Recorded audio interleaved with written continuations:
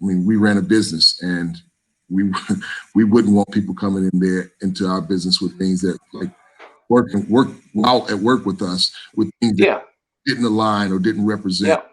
our company, right? So I get it, I understand. With your logo on it. This is America. I have a dream. These are animals. America preaches integration and practices segregation. Why did you say Mexico? A rising tide of discontent. The South will rise again. I have a dream. We have contrasting visions about what America is. This is America. So we said we talk about the jerseys, and here we are. What is LeBron going to be wearing this coming year on the back of his jersey? What's anybody else going to be wearing? Dewan, what are your thoughts on this stuff, or what are we talking about here? So the NBA has approved some social messages on the back of the jersey, so they'll allow the players to, have a mission or a statement on the back of the jersey. So we're going to share our thoughts, and we hope that you guys will share your thoughts in the comment section. We're going to let you guys take a look at the list of things that they've approved. So any of these pop out to you? Black Lives Matter. I can't breathe. I am a man. Why that one? There's a very powerful moment in the movie Glory.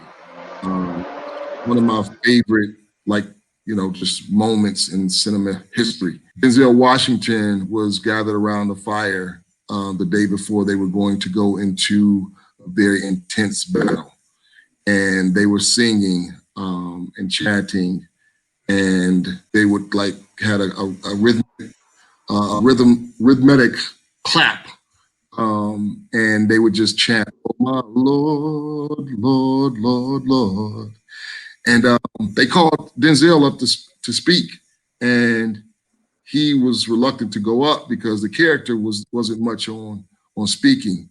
And I believe he said something, and I won't do it justice, but he said something like, not much on speaking. And he said they killed his family members. He said, don't much matter what happened tomorrow, because we men, ain't we? We men, ain't we? And he ended there, right? And, that was just a very powerful moment that and just, it really stood out to me. What's your interpretation of that? Because it's pretty open. I think when he said it, they had been fighting for an opportunity to fight.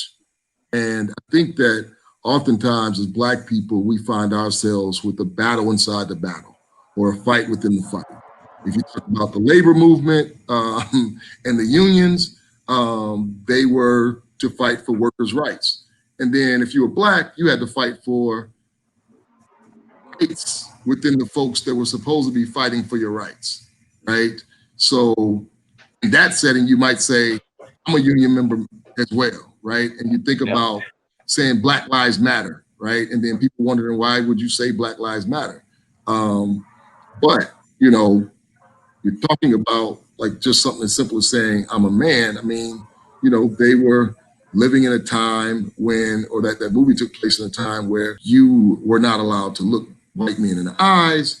You were not allowed to look in a white woman's direction. You could be killed for that. They were actually fighting to do away with slavery in the movie. So understanding that, and there's some residual effects that we still deal with to this day. And I mean, even my own story of dealing with the side effects of just being groomed and raised and growing up in a society that always tries to hinder your movement, restrict you, and take ownership of your body in a bunch of different ways. I think that I can recall suffering from an inferiority complex when it came to white men. So that being the case, identifying that, when I was, probably in my late teens, early 20s, and start to work to come out of that, I understand what they would mean and why that would be significant to say, man. Yeah, I love the humanity piece of it. One of the things I appreciated about Glory is it really does do a good job visually of really helping you understand like what's happening here. You know, Denzel takes off his shirt and he's got the stripes, all these. I mean, his back is just hideous from being whipped over and over, and there's this like kind of calm, almost this shock when people see it, like it's a reality that they know, but it's so far removed from right now and from my interactions with him as a person that I'm not even taking that into an account.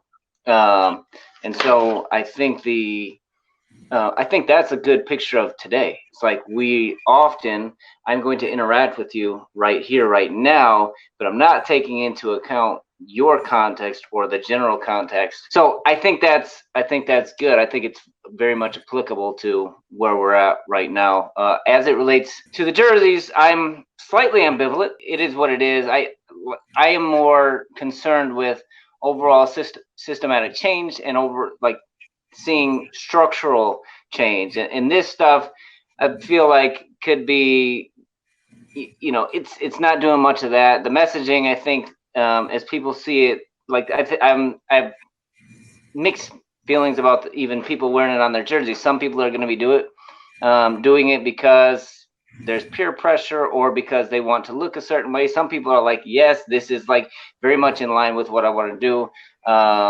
I don't think there's a bad side to it. I don't have there's part of me that thinks it's a little weird that it would go on a team jersey, honestly, rather than just like have a sleeve or have a headband or whatever else that would be an accessory to your jersey or your outfit or whatever you wear. Put it on your shoes, like I don't. So it seems weird to me a little bit, but it is what it is. I don't view it as a bad thing. So what are your thoughts on the jersey specifically? I'm in agreement with you. Like I'm about system change. Saying that the NBA approved it, so I wonder if the NBA like didn't approve something that they may have wanted to put on a jersey, right?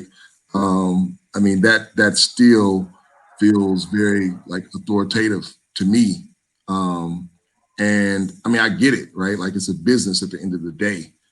So like, you know, I mean, we ran a business and we wouldn't want people coming in there into our business with things that like work out at work with us with things that didn't align or didn't represent our company, right? So I get it, I understand. With your logo on it, like your actual company logo is there, and so these are messages that are going to be associated with your logo when you're standing in line at like Subway to check out. You know what I'm saying? Like there's people are going to see like, oh, that's what this organization is about.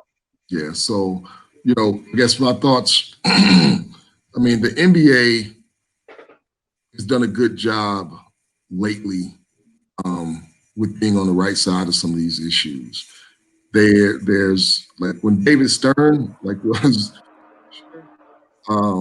David Stern really, in my opinion, wanted to do his best to keep ball players in check, from like implementing dress codes and whatnot.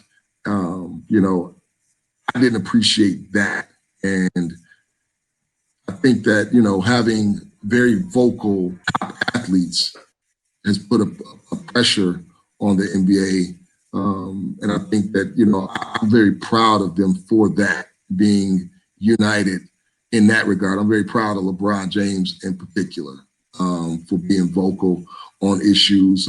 That's something that we didn't have during other eras in the NBA. So thank y'all for listening. Please, we want to hear y'all thoughts on this. You know, leave some comments for us. We'll check them out. If you thought this was an interesting subject matter, I want to hear us talk more about it. I want to actually do a segment on glory now, like, to be honest. So yeah, thank y'all for joining us, hanging out with us. Again, leave your thoughts. Like, share, subscribe. Later.